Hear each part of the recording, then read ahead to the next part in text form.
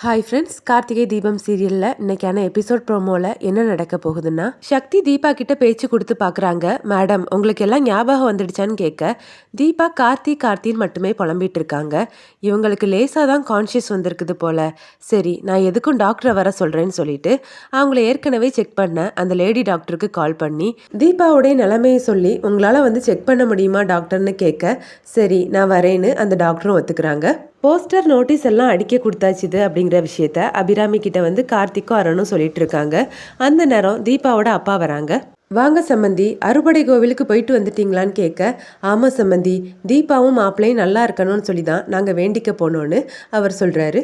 உங்ககிட்ட ஒரு முக்கியமான விஷயம் சொல்லணும் சார்னு கார்த்திக் நடந்தது எல்லாத்தையுமே சொல்ல, அப்போ இந்த வீட்டில் இருக்கிறது தீபா இல்லையா, வேறொரு பொண்ணா? அதனால தான் அன்னைக்கு எங்களை யாருன்னு தெரியாமல் நடந்துக்கிட்டாளா? இது தெரியாமல் நானும் ஜானகியும் தீபா மாறிட்டா, முன்ன மாதிரி இல்லைன்னு சொல்லி பேசிகிட்டு இருந்தோம். என் பொண்ணு அப்போ எங்கே இருக்கா மாப்பிள்ளன்னு கார்த்திகை பார்த்து கேட்க, தீபா எங்கே இருக்காங்கன்னு எனக்கு தெரியல சார், ஆனால் அவங்க நல்லா தான் இருக்கிறாங்க, அது மட்டும் எனக்கு தெரியும். கூடிய சீக்கிரத்தில் நான் அவங்கள கண்டுபிடிச்சி கூட்டிகிட்டு வந்துடுவேன்னு கார்த்திக் சொல்கிறாரு. ஆமாம் சம்மந்தி, தீபாவை கண்டுபிடிக்கிறதுக்கு தான் அவள் சபால பாட போகிறான்னு சொல்லி இந்த போஸ்டர் நோட்டீஸ் எல்லாமே நாங்கள் அடித்து வாங்கியிருக்கோம்.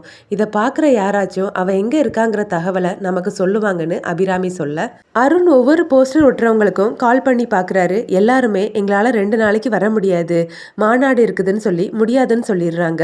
என் பொண்ணுக்காக நானே இதெல்லாம் செய்கிறேன், நானே போஸ்டர் ஒட்டுறேன், அவள் எனக்கு கிடைச்சாலே போதும்னு சொல்லி தீபாவோட அப்பா சொல்ல, நீங்கள் மட்டும் இல்லை, நாங்களும் உங்களுக்கு உதவி பண்ணுறோன்னு சொல்லி மொத்த குடும்பமுமே போஸ்டர் ஒட்டுறதுக்காக இறங்குறாங்க. உங்கள் ஹெல்த் கண்டிஷன் சரியில்லைம்மா, நாங்கள் இதெல்லாம் பார்த்துக்குறோன்னு கார்த்திக் சொல்ல, இல்லைப்பா, தீபாக்காக நான் என்ன வேணாலும் செய்வேன்னு சொல்லிட்டு அபிராமியும் போஸ்டர் ஒட்டுறதுக்காக போகிறாங்க. அடுத்த சீனில் தீபாவை செக் பண்ணுறதுக்காக டாக்டர் வராங்க. தீபாவை செக் பண்ணி பார்த்துட்டு அவங்களுக்கு இன்னும் முழு கான்ஷியஸ் வரலை, லேசாக தான் வந்திருக்குது. ஆனால் அவங்களுடைய சப்கான்ஷியஸ் மைண்டில் கார்த்திக்குங்கிற பேர் மட்டும் ரொம்ப அழுத்தமாக பதிஞ்சிருக்குது. அதனால தான் அவங்க கார்த்திக்னு சொல்லிகிட்டே இருக்காங்க. நீங்கள் இதுக்கு முன்னாடி அவங்கள செக் பண்ண ஃபைல்ஸ், அப்புறமா எடுத்த ஸ்கேன், எம்ஆர்ஐ எல்லாத்தையுமே என்கிட்ட கொடுங்க. நான் செக் பண்ணி பார்த்துட்டு இவங்களோட ஹெல்த் கண்டிஷன் எப்படி இருக்குதுன்னு 2 நாளையில் உங்களுக்கு அப்டேட் பண்ணுறேன்னு சொல்கிறாங்க. அப்போ இவங்களுக்கு இப்போம்லாம் கான்ஷியஸ் திரும்பாதான்னு சக்தி கேட்க, அப்படி சொல்லிட முடியாது.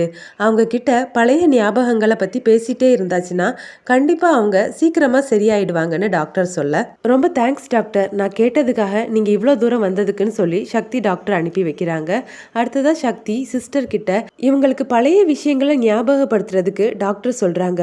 ஆனால் இவங்களை பற்றி நமக்கு எதுவுமே தெரியாதே, இப்போ என்ன செய்யறதுக்குன்னு கேட்க, அங்கே இருக்கக்கூடிய பார்வை இல்லாத ஒரு பையன், அக்கா, இதுக்கு முன்னாடி இவங்க எங்கள் ஹோம்க்கு வந்து எங்களுக்காக பாட்டு பாடி எங்கள் கூட ரொம்ப நேரம் இருந்துட்டு போனாங்க, அதெல்லாம் பற்றி பேசியாச்சுன்னா இவங்களுக்கு ஞாபகம் வருமானு கேட்க, பேசி பாருப்பா, மேடம்க்கு நீங்கள் பேசுறது கேட்டு ஞாபகம் வந்தாலே போதும்னு சக்தி சொல்கிறாங்க. அப்புறமா எல்லா குழந்தைங்களும் ஒவ்வொரு கதையாக சொல்ல, தீபா கார்த்திக்னு மட்டுமே புலம்புறாங்க.